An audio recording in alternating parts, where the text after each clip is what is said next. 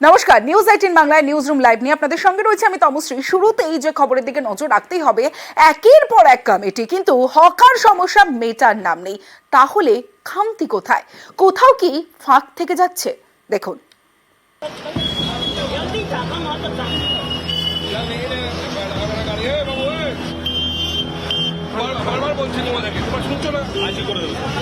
কলকাতায় হকার রাজ।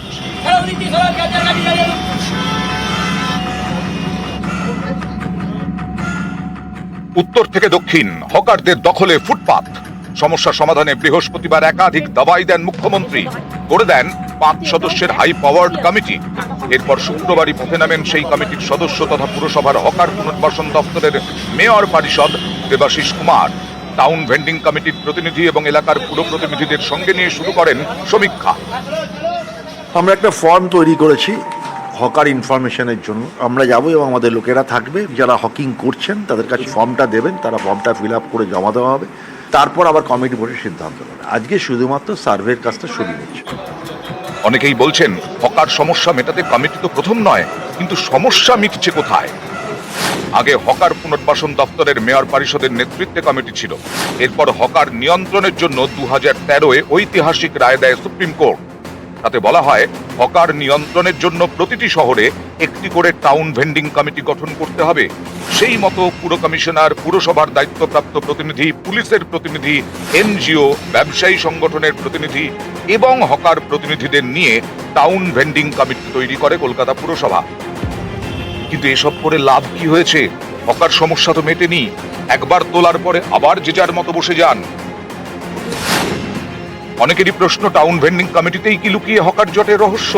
কারণ এর আগেও হকার সমস্যার অভিযোগ উঠেছে, কদিন শোরগোল হয়েছে, তারপর সব ধামাচাপা। কলকাতা শহরে ভিডিও করা ছিল কোন রাস্তা কত পর্যন্ত এনক্রোচমেন্ট আছে, তা সত্ত্বেও একটা করে নতুন ওসি আসে আর বসিয়ে দেয়। আমি রাস্তায় গেলেই দেখতে পাই, পুলিশের চোখে পড়ে না, সব চোখে ঠুলি দিয়ে বসে আছে। কেন ভেঙে দিচ্ছেন না? বিভিন্ন সময় হকার নিয়ে স্থানীয় কাউন্সিলরের দিকে আঙুল উঠেছে। অভিযোগ, টাকা খেয়ে ইচ্ছে মতো হকার বসিয়ে দেন স্থানীয় কাউন্সিলররা। নিউ মার্কেট এরিয়া কনজেস্টেড হয়ে গেছে, লোকাল কাউন্সিলররা চোখে দেখেও দেখে না। যেমন হাতিবাগান, রাস্তা নেই, রাস্তাটা দখল হয়ে গেছে। এতে আমাদের কাউন্সিলরদেরও অনেক দোষ আছে। তারা ভাবে দিয়ে দিলাম, টাকা কিনে নিলাম, মাসের চাঁদা পেলাম, না হবে না। কিন্তু হকার সমস্যা মেটাতে পুরসভার যে টাউন ভেন্ডিং কমিটি, তাতে নেই কাউন্সিলররা। এতেই অনেকের প্রশ্ন, কেন ভেন্ডিং কমিটিতে নেই কাউন্সিলররা? যাদের বিরুদ্ধে টাকা খেয়ে হকার বসানোর অভিযোগ, সেই কাউন্সিলররাই কি এতে ছাড় পেয়ে যাচ্ছেন না? হকার সমস্যা সমাধানে কি ফাঁক থেকে যাচ্ছে না? সেই জন্য উনি একটা কমিটি করেছেন, সেই কমিটি পর্যালোচনা করবেন, সেই জন্যই তো করেছেন। মুখ্যমন্ত্রী বললেন, সেই জন্যই কমিটি করতে হয়েছে। নিউজ 18 বাংলা।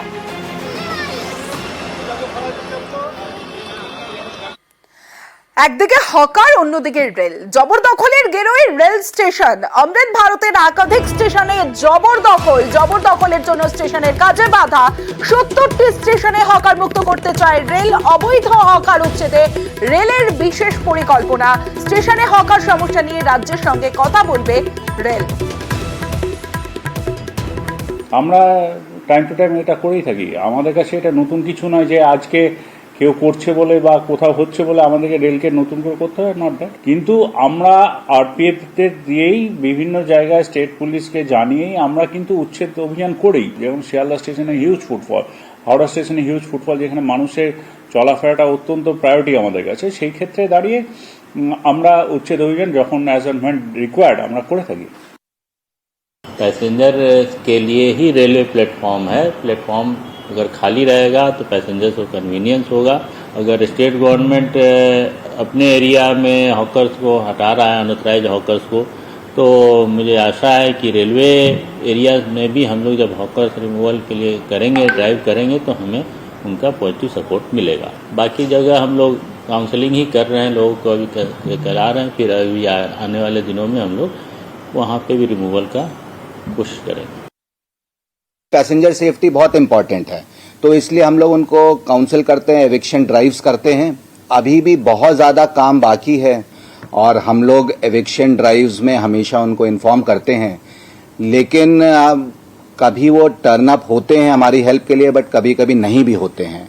तो हम लोग एक्सपेक्ट करते हैं कि अभी जैसे सिटी में चल रही है एविक्शन ड्राइव, हमारे यहाँ भी वो उतनी ही प्रॉम्प्टनेस के संग हमें हेल्प करेंगे, जिससे कि हम लोग उनको जो है पैसेंजर मूवमेंट एरियाज से शिफ्ट कर सकें हॉकर्स को।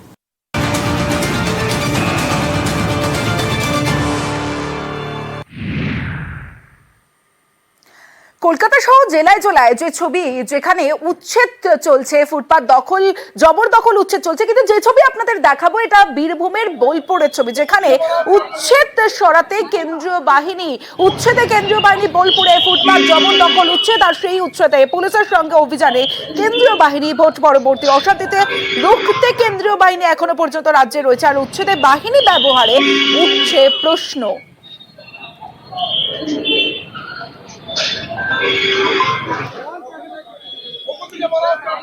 আমরা আজকে কোনো হকারকে কিন্তু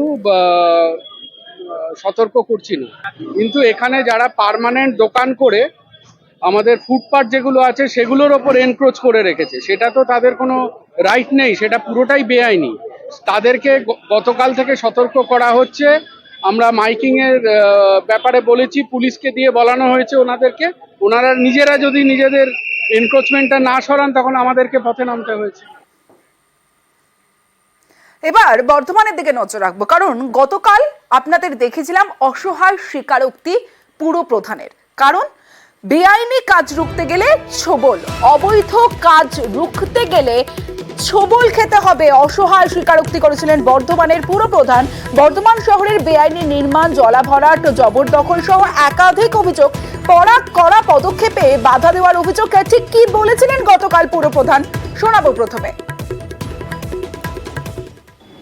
এত সুন্দর করে জিটি রোডের পাশে ফুটপাত তৈরি করা হলো, লাইন দিয়ে লোক বসে গেছে, সেখানে সমস্ত ফুটপাত বন্ধ। তা আমার ওই রেলিং 42 লক্ষ টাকায় করে দিলাম সরাবার জন্য। এখন হকাররা ওই অনুপারে ছাউনি দিয়ে নিচেও বসে উপরেও বসে।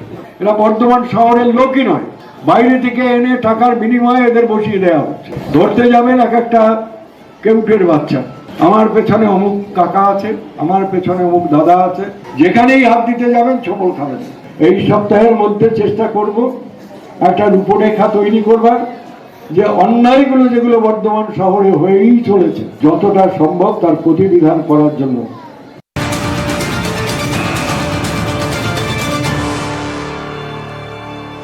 গতকাল ছবির মন্তব্য আর আজ অ্যাকশন, ছবিটা দেখাবো আপনাদের। দেখুন, যে বেআইনি নির্মাণ বন্ধ করলো পুরসভা, গতকাল পুর প্রধান তিনি ছবল মন্তব্য করেছিলেন, এবং তারপরে আজ বিভিন্ন জায়গায়, বর্ধমান শহরের বিভিন্ন জায়গায় বেআইনি নির্মাণ বন্ধ করলো পুরসভা।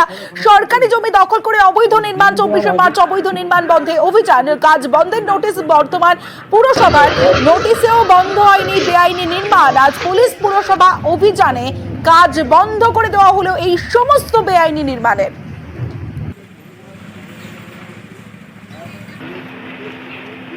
বিল্ডিংটা তিনি যেটা করছেন সম্পূর্ণ এটা ইল্লিগাল একটা কনস্ট্রাকশন, তাই সরকারি জমিতে ইল্লিগাল কনস্ট্রাকশন আমরা তাকে কাজ বন্ধ রাখার জন্য নোটিশ করেছি, শোকজ করেছি, থানাকে জানিয়েছি, পুলিশও এসেছিল। এই অবস্থায় আজকে আমরা সিদ্ধান্ত নিয়ে নিলাম, এখানে দুজন কাজের লোককে আমরা পেয়েছিলাম, ওদিকে পুলিশের গাড়িতে তুলে দেওয়া হলো, আর ওনার নামে আজকে আমরা এফআইআর করছি, পুলিশকে বলবো ওকে অ্যারেস্ট করার জন্য। গতকাল নিউজ রুম লাইভে আরো একটা বর্ধমানের খবর আপনাদের দেখিয়েছিলাম, যেখানে দামোদর থেকে দেদার বালি চুরি হচ্ছে। বালি মাফিয়ার কোপে 300 কোটির প্রকল্প গতকাল অর্থাৎ বৃহস্পতিবার 27শে জুন এই খবর আমরা দেখাই নিউজ 18 বাংলায়। নিউজ রুম লাইভে আপনারা দেখেছিলেন যে কোনো সময় বড়সড় ধসের আশঙ্কা। গলসিতে 300 কোটির জল প্রকল্প, পুরসভা জল প্রকল্পের নির্মাণ ভেঙে পড়ার আশঙ্কা প্রকাশ করা হয়েছিল গতকাল। এই খবর দেখাই আমরা। আর গলসিতে বালি পাচারে আজ যে আপডেট আপনাদের দেব, যে গলসিতে বালি পাচার, আর সেই বালি পাচারে গ্রেফতার 12 জন, এখনো পর্যন্ত গ্রেফতার করা হয়েছে 12 জনকে। বালি মাফিয়ার কোপে পুরসভা 300 কোটির জল প্রকল্প, দামোদর থেকে দেদার বালি চুরির জের, এবং সেই জেরে জল প্রকল্পের নির্মাণ ভেঙে পড়ার আশঙ্কা। জেলা শাসককে চিঠি দেন পুর প্রধান, বর্ধমানের পুর প্রধান পরেশ চন্দ্র সরকার। সেই ঘটনায় 12 জনকে গ্রেফতার করেছে পুলিশ।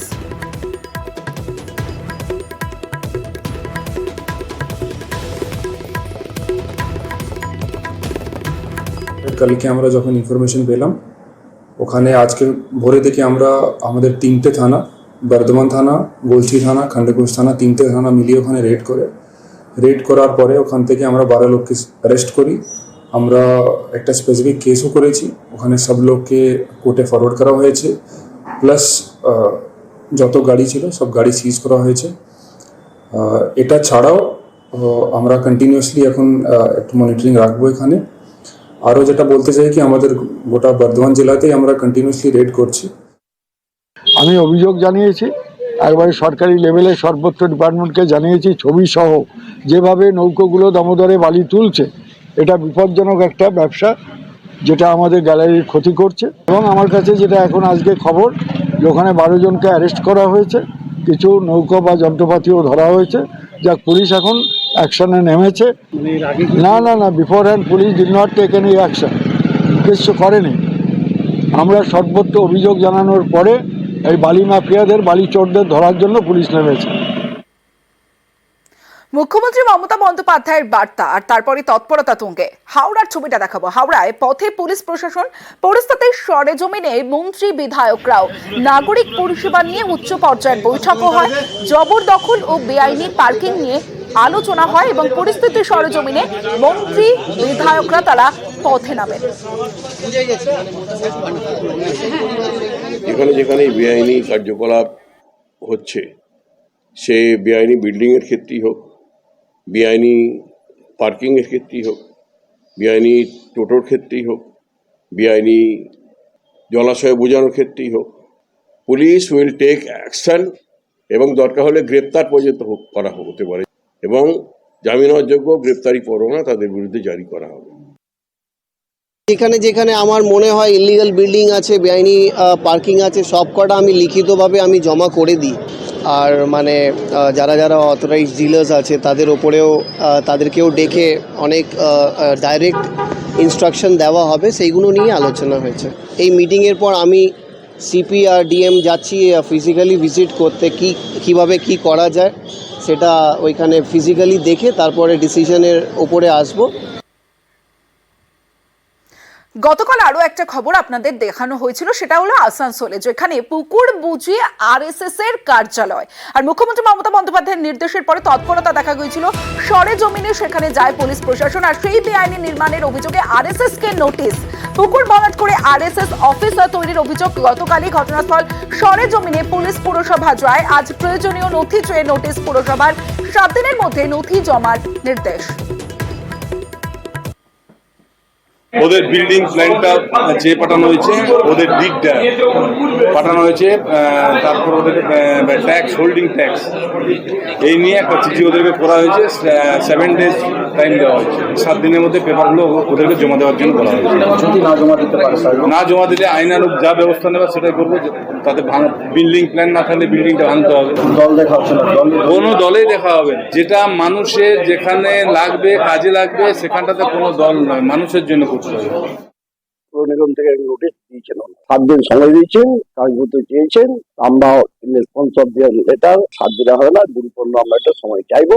মনে হচ্ছে ওরা যে অভিযোগ করছে, অভিযোগটা ভিত্তিহীন অভিযোগ। ওটা ওখানকার যারা পুরো লোক আছে তাদেরকেও জিজ্ঞাসা করছি, তারা বলছে এখানে ছেলেগুলো সব ফুটবল খেলতো, কোনোদিন এখানে কোনো ছিল না। যাই হোক, আমরা তা বলছি, দলিল পত্র দেখে সবকিছু বলে দিতে পারবো। তো অভিযোগটা ভিত্তিহীন। আসানসোলে রাহালেনে আপনাদের টিএমসির যে অফিস ফুটপাতকে দখল করে রয়েছে, সেই বিষয়টি কি জানিয়েছেন মমতা ব্যানার্জিকে যে সেটিকেও বুলডোজার দিয়ে তাকে ভাঙতে হবে? আপনাদের আরেকটি অফিস আছে, আমাদের আসানসোলে যে পোস্ট অফিস আছে বাজারের সামনে, ঠিক তার পাশে, সেই অফিসটিকেও ভাঙতে হবে, কারণ সেটাও তো ইলিগালি জবরদখল করা। আপনি কি জানিয়েছেন যে হিন্দুস্তান কেবল সেন্ট্রাল গভর্নমেন্টের যে জমিটা ছিল, প্রায় 940 একর জমি, সেগুলো সমস্ত জবরদখল হয়ে গেছে এবং প্রায় 500 আবাসন, সেই আবাসনগুলো তো বাইরে থেকে লোক এসে তারা সেগুলোকে জবরদখল করে নিয়েছে, সেটা কি জানিয়েছেন? এবার অন্যান্য খবরের দিকে নজর রাখবো। রাজপুর সোনারপুরে জমি কেনা বেচার বেআইনি কারবার, আইন কানুন শিখে তুলে বিক্রি হচ্ছে ডাম্পিং গ্রাউন্ড লাগোয়া জমি, আর সেখানেই তৈরি হচ্ছে বাড়ি। আর এ নিয়ে বারুইপুর মহকুমা শাসকের দফতরে নালিশ, স্থানীয়দের খতিয়ে দেখার আশ্বাস দিয়েছে পুরসভা।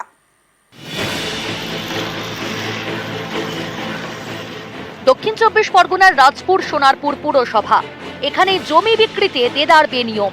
আইন ভেঙে বেমালুম ডাম্পিং গ্রাউন্ড লাগোয়া জমি বিক্রি হচ্ছে। সেই জমিতেই তৈরি হচ্ছে একের পর এক বাড়ি, সবটাই বেআইনি।